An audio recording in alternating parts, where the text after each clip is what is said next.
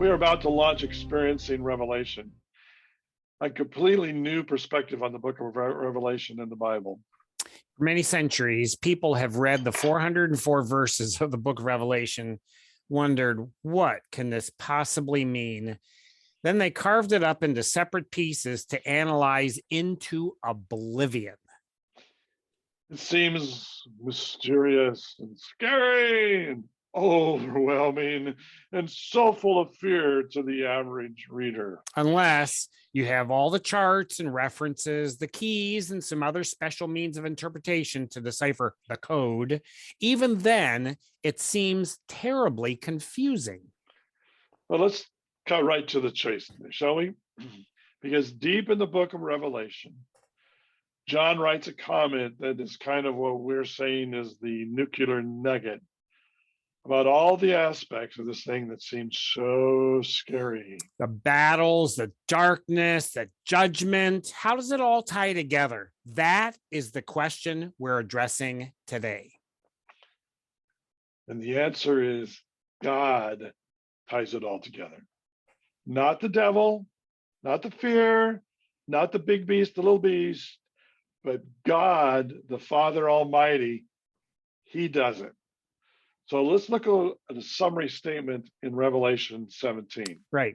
Revelation 17, verse 17 makes a phenomenal declaration. God put it into their hearts to accomplish His purpose by agreeing to hand over to the beast their royal authority until God's words are fulfilled. Did you get that? God put it in their hearts. All the evil beings to do exactly what God's purpose is until God's words are fulfilled. So where's all the fear and all the death, dying, and destruction and all the anxiety? It's not there. Not there.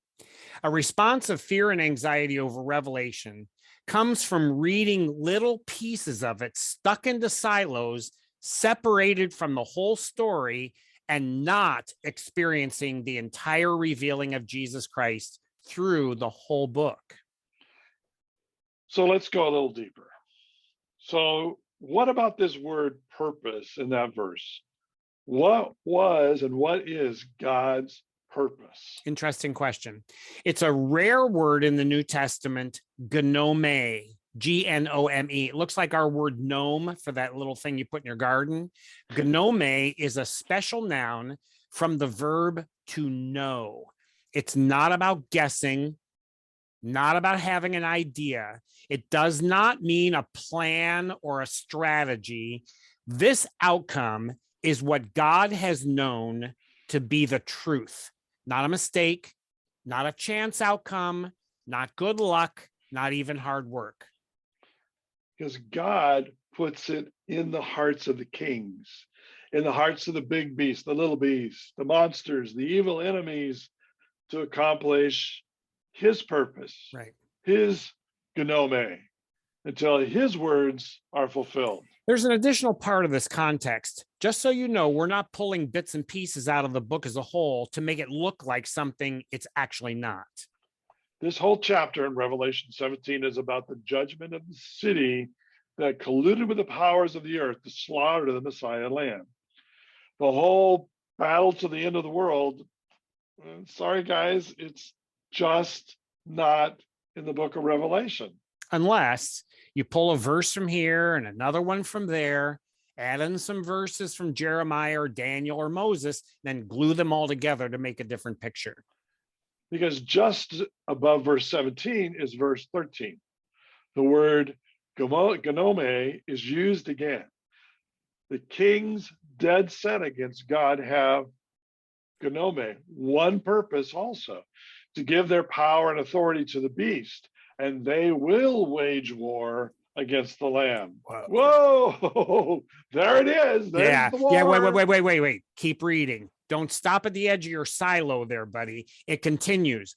But the Lamb will triumph over them because He is King of Kings and Lord of Lords. No matter what you read in any part of the book of Revelation, the summary is this: God put it in their hearts to accomplish his purpose. Right. That theme ties the entire revealing of Jesus Christ together from beginning to end. It's so Johnish. That is what experiencing Revelation is all about. The whole story of Jesus from the beginning to the end, written so you can experience it. Our intended launch date is February 1, 2022. That might be pushed back a little bit due to issues beyond our control, but it will be available in a print on demand edition and an ebook edition, both from Amazon, and an audiobook on Audible. And that is absolutely astounding. That'll be a lot of fun for you, we hope. So like the Facebook page, Experiencing Revelation, or subscribe to our YouTube channel, our podcast, Gripping Reality. You can find it on Apple, Google, you can find it, Spotify. So sign up there and enjoy it.